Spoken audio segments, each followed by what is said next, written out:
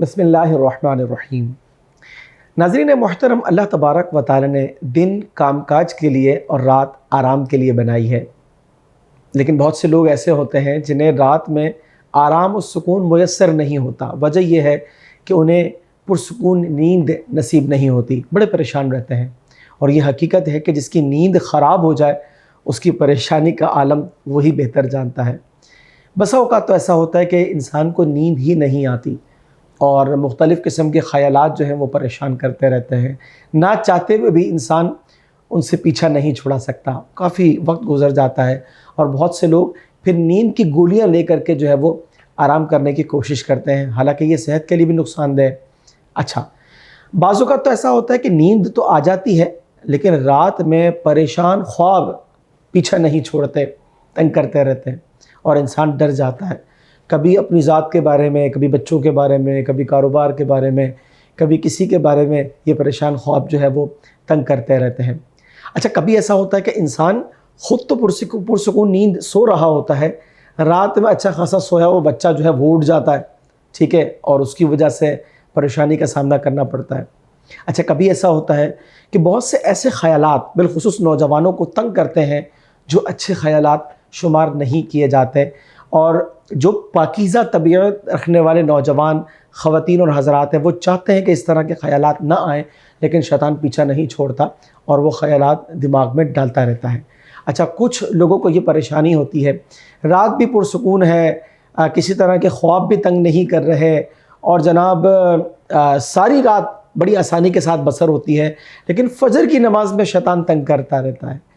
اب ان تمام چیزوں کا ایک بہترین علاج جو ہے وہ آج ہم انشاءاللہ سماعت کریں گے، لیکن یہاں ایک حیران کن بات یہ ہے کہ اس کا علاج جو ہے نا وہ شیطان نے ہی بتایا ہے۔ جی ہاں، ایک مختصر پس منظر میں آپ کو بیان کرتا ہوں۔ بخاری شریف کی روایت ہے، سیدنا ابو ہریرہ رضی اللہ تعالی عنہ اس کے راوی ہیں۔ واقعہ طویل ہے، مختصراً سماعت کرتے ہیں۔ نبی پاک صلی اللہ علیہ وسلم نے حضرت ابو ہریرہ رضی اللہ تعالی عنہ کو کچھ مال کی حفاظت کے لیے بطور نگہبان مقرر کیا۔ آپ کا کام یہ تھا کہ آپ اس مال کی حفاظت کرتے۔ ایک دن ایسا ہوا کہ ایک شخص آیا، وہ مال بھرنے لگا، تو آپ نے اس کو پکڑ لیا۔ اس نے گھر میں تنگدستی کا جو ہے وہ ریزن دیا اور کہا کہ آپ مجھے چھوڑ دیں، میں اب نہیں آؤں گا، بڑی پریشانی ہے۔ آپ کو رحم آ گیا، آپ نے چھوڑ دیا۔ اگلے روز نبی کریم صلی اللہ علیہ وسلم نے پوچھا رات کے چوروں کا کیا بنا، تو آپ نے سارا واقعہ بتایا، فرمایا کہ اب وہ نہیں آئے گا۔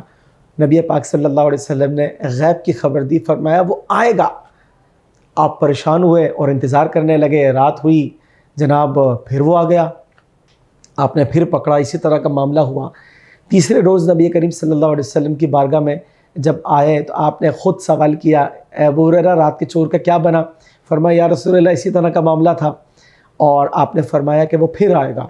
اب انہوں نے کہا کہ رسول پاک صلی اللہ علیہ وسلم کی خدمت میں اس چور کو میں جو ہے وہ پیش کروں گا، چنانچہ وہ آ گیا، آپ نے اس کو پکڑ لیا، اور اس کے بعد اس نے کہا کہ میں تمہیں ایک وظیفہ بتاتا ہوں، ساری رات اللہ تبارک و تعالیٰ تمہارے اوپر جو ہے ایک نگہبان فرشتہ مقرر کرے گا۔ اور شیطان نے جو الفاظ استعمال کیے بخاری شریف میں موجود ہیں، لن یزال معک من اللہ حافظ، یعنی وہ فرشتہ ساری رات تمہاری حفاظت کرتا رہے گا، ساری رات۔ اور فرمایا کہ ولا یقربک الشیطان، شیطان جو ہے وہ تمہارے قریب نہیں آئے گا حتی تصبح، یہاں تک کہ تم صبح کر لو گے۔ آپ کو یہ وظیفہ بڑا پسند آیا، نبی کریم صلی اللہ علیہ وسلم کی خدمت میں آئے، سارا واقعہ بتایا اور فرمایا یا رسول اللہ وہ یہ وظیفہ اس نے مجھے بتایا، لہٰذا میں نے اس کو چھوڑ دیا۔ آپ نے فرمایا کہ اس نے بات سچی کہی ہے لیکن وہ ہے بڑا جھوٹا، یعنی وہ شیطان ہے، اور اس نے جو آپ کو وظیفہ بتایا وہ بالکل درست ہے۔ اب ہمیں یہ جاننا ہے کہ وہ وظیفہ کیا ہے۔ شیطان نے شیطانی سے بچنے کے لیے آیت الکرسی کا وظیفہ بیان کیا۔ اس نے کہا کہ میں تمہیں ایک وظیفہ بتاتا ہوں، اور جب تم یہ پڑھ لو گے تو ساری رات شیطان کے شر سے محفوظ رہو گے۔ اور وہ وظیفہ کیا تھا؟ آیت الکرسی کا۔ تیسرے پارے میں پہلے پیج پر ہی موجود ایک آیت کریمہ ہے، بڑا مبارک وظیفہ ہے۔ اللہ تبارک و تعالیٰ اس وظیفے کے طفیل جو ہے انسان کو رات کی پرسکون نیند عطا فرماتا ہے۔ وجہ کیا ہے؟ شیطان ہماری رگوں میں خون کی مانند دوڑ رہا ہے، اگر اس کے شر سے حفاظت طلب نہ کی جائے تو یہ رات میں تنگ کرتا ہے، جی ہاں، اور نبی کریم صلی اللہ علیہ وسلم نے اس وظیفے کے حوالے سے یہ تصدیق فرما دی ہے کہ یہ جو بات کہی ہے اس نے وہ بالکل درست ہے.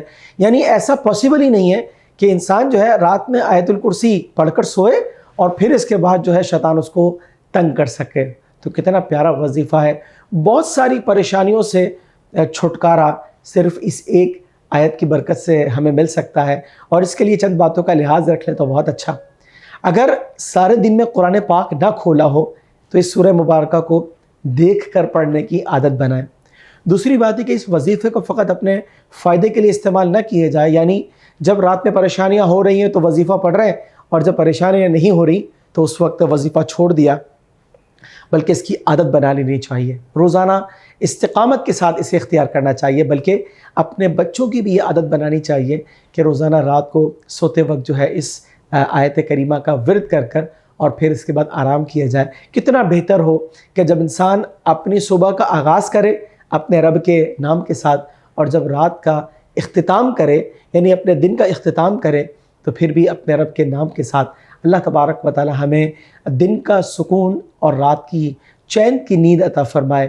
آمین بجاہ النبی الامین صلی اللہ تعالی علیہ وسلم.